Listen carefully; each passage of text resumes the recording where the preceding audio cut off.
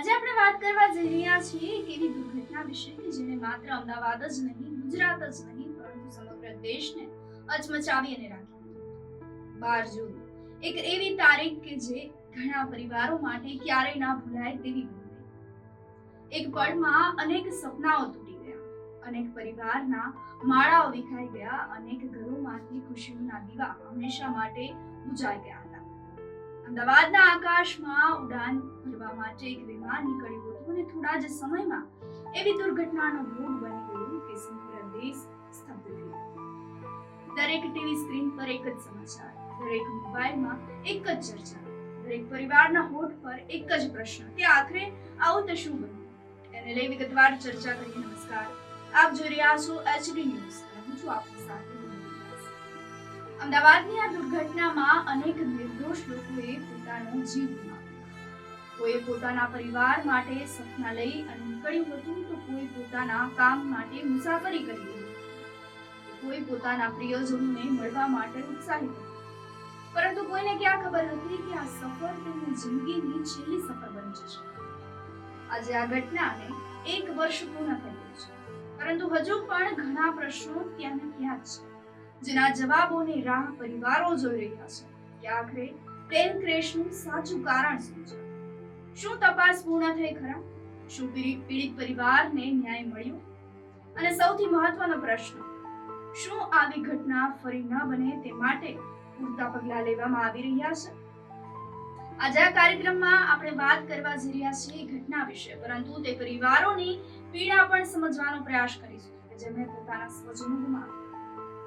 અમે સંભળાવીશું તમને એ કહાની, એ લાગણીઓની કહાની, ન્યાય માટેની તેમની અપેક્ષાઓ. 12 જૂનનો એ દિવસ કે જ્યારે એક ભયાનક વિમાન દુર્ઘટના ઘટી, અનેક જિંદગીઓ બદલાઈ ગઈ. અને આ જ દુર્ઘટનામાં ગુજરાતી ફિલ્મ જગતના ડાયરેક્ટર મહેશભાઈ કાલાવાડિયાએ પોતાનો જીવ ગુમાવ્યો, જેને લઈ વાત કરવા જઈ રહ્યા છે. મહેશભાઈ કાલાવાડિયા ગુજરાતી ફિલ્મ ઇન્ડસ્ટ્રીમાં ઉભરાતું નામ હતું. તેમનું જીવન સર્જનાત્મક હતું, સપનાઓથી ભરેલું હતું. લગ્ન જીવનને માત્ર 3 મહિના જ વીત્યા હતા અને પરિવારના જણાવ્યા અનુસાર બંનેના ભવિષ્ય માટે તેઓ અનેક સપનાઓ સેવી હતી. અને ત્યારબાદ એ દિવસ આવ્યો 12 જૂનનો, એ દુર્ઘટનાનો દિવસ. મહેશભાઈ કાલાવાડિયા પોતાના કામ માટે મીટિંગમાં ગયા હતા. તે સમયે તેઓ પત્નીને લેવા માટે પહોંચી શક્યા ન હતા. કામના કારણે તેઓ બહાર નીકળ્યા હતા અને ત્યારબાદ દુર્ઘટનાનો ભોગ બન્યો. ઘટનાએ પરિવારને અચાનક જ આઘાતમાં મૂકી દીધો. ઘટનાની સાંજ સુધી પરિવારજનો સતત તેમનો સંપર્ક કરવાનો પ્રયાસ કરતા રહ્યા, પરંતુ સાંજ સુધી જ્યારે પરિવારજનોમાંથી કોઈ તેમને સંપર્ક ના કરી શક્યું, ત્યારે સમગ્ર પરિવાર ચિંતામાં ગરકાવ થયો, જેથી પોલીસમાં મિસિંગની ફરિયાદ નોંધાવી. અને ત્યારબાદ સીસીટીવી ફૂટેજ અને મોબાઈલ લોકેશન તપાસ કરવામાં આવ્યા. લોકેશન દુર્ઘટના સ્થળ પાસે જ મળી આવતા સમગ્ર પરિવાર સ્તબ્ધ થયો. આ ઘટના એ માત્ર એક વ્યક્તિએ જ નહીં, પરંતુ આખા પરિવારને અસર કરી. આજે 1 વર્ષ બાદ પત્ની હેતલબેન પ્રજાપતિએ પોતાના જીવનની મુશ્કેલીઓ વિશે પણ આપણી સાથે વાત કરવાનો પ્રયાસ કર્યો છે. તેઓ કહી રહ્યા છે કે પતિ ગુમાવ્યા બાદ જીવન સંપૂર્ણપણે બદલાઈ ગયું છે. સમયગાળામાં તેમણે અનેક પડકારોનો સામનો કર્યો છે. પરિવારને મળેલ સહાય અને વળતર અંગે પણ વિવિધ પ્રક્રિયાઓ હાલ ચાલી રહી છે, અને આ મામલે હજુ કાયદાકીય પ્રક્રિયા અને દસ્તાવેજી તપાસો ચાલી રહી છે. 1 વર્ષ વીત્યો, તેમ છતાં પણ પરિવારમાં હજુ ન્યાય અને આર્થિક સહાય માટે રાહ જોવી પડી રહી છે.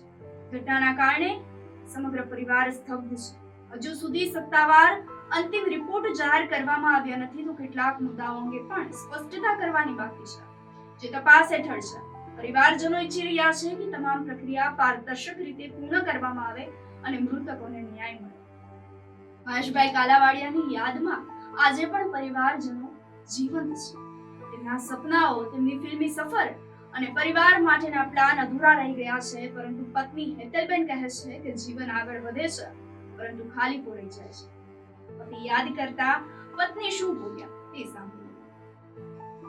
મારું નામ હેતલ પ્રજાપતિ છે અને મારા હસબન્ડનું નામ મહેશ કાલાવાડિયા હતું. અમારા મેરેજ રિસેન્ટલી 3 માર્ચ 2025ના રોજ થયા હતા અને 12 જૂન 2025ના રોજ આ ઇન્સિડન્ટ બનાવમાં એમની મૃત્યુ થયેલ છે.